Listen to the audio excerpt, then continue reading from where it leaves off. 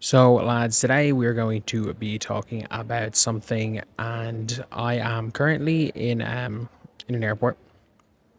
I'm currently in an airport, and pretty much have to talk about like what was seen here, and it's an interesting one because it seems like the WNBA owners hate Cathy Engelbert as much as the players do, and as much as the fans do. It genuinely seems like there's not one person in the WNBA ecosystem that likes Cathy Engelbert except for maybe Adam Silver. But it says here changes a must. Have the owners lost faith in Cathy Engelbert?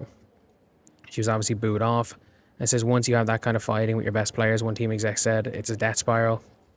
Tensions brewed throughout the WNBA season as players and coaches expressed frustration with officiating, and as CBA negotiations intensified, but with the conversation shifted especially towards Engelbert during the semi-finals.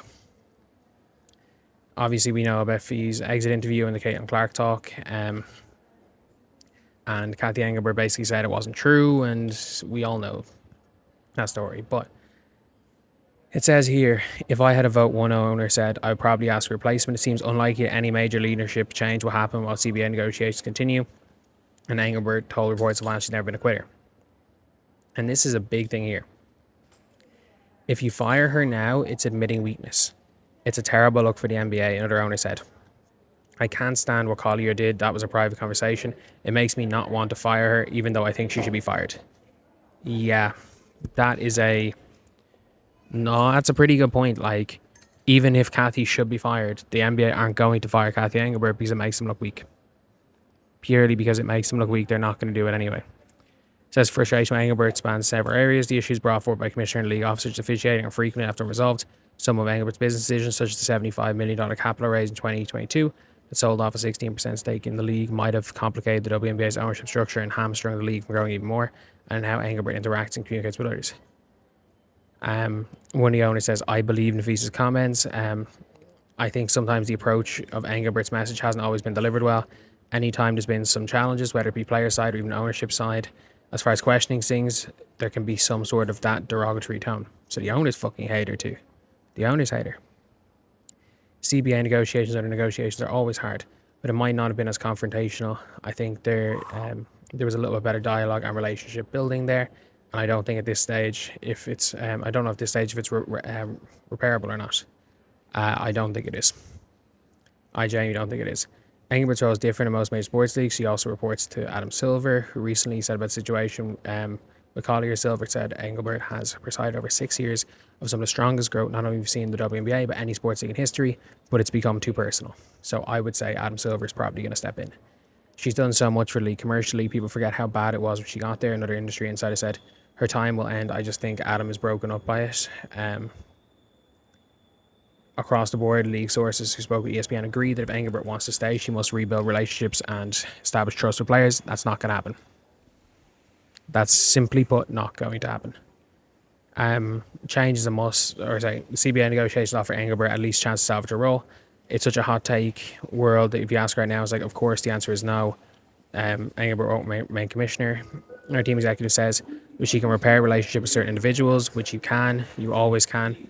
You get a good CBA done, and yeah, I think she can stay. It's not going to be easy. CBA over the next 3 to 5 months, so you can build momentum on with them on a personal level and also on a business level. If so, there will be a real path forward. I don't see it happening. I genuinely don't see it happening. It says here, obviously a work stoppage benefits nobody.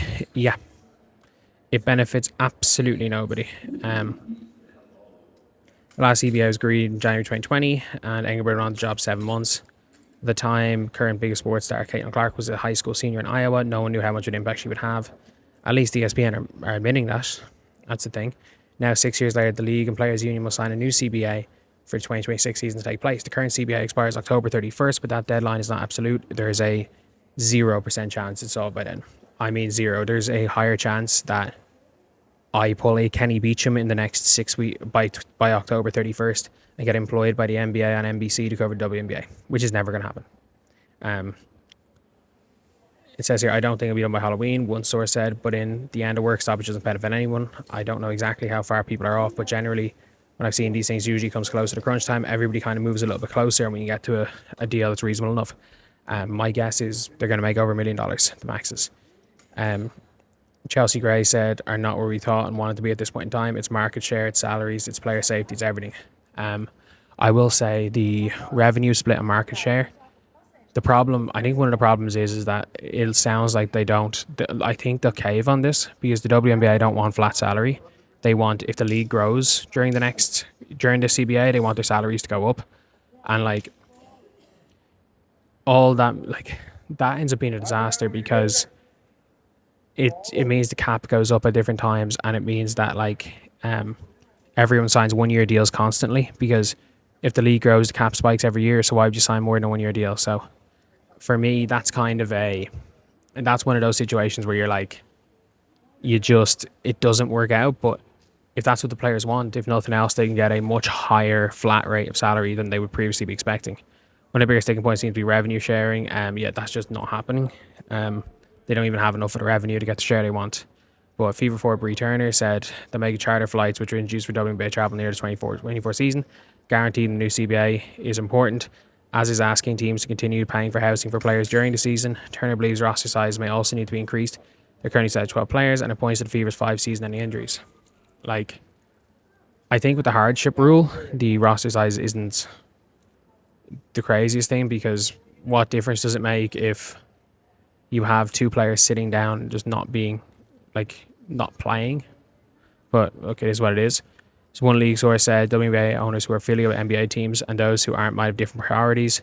I think you have some teams view it as an enterprise level, meaning the appreciation of teams' growth of the league, and you'll have some teams think about it like a cash flow. I have this expense. What does it mean for my bottom line?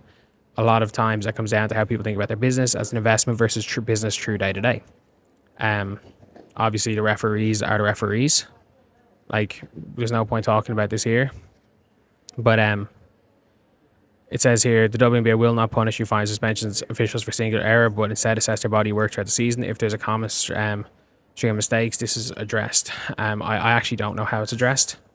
I actually don't, because they gave the same 3-person official crew that, like, Cheryl Reeve lost her mind. They gave that exact 3-person crew for the next Fever game. And I'm like, I understand the refs aren't bad per se. Like, I understand they're highly regarded refs, but you also have to take into account that the entirety, that exact 3-person crew should not have refed all 3 of them together in the playoffs, and they refed again 2 nights later in a game of equal magnitude. And also favoured the Fever in that game. Shout out to them. But yeah, it's one of those things where players hate her, the owners hate her, and the NBA won't get rid of her because they look weak. Seems to be as simple as that.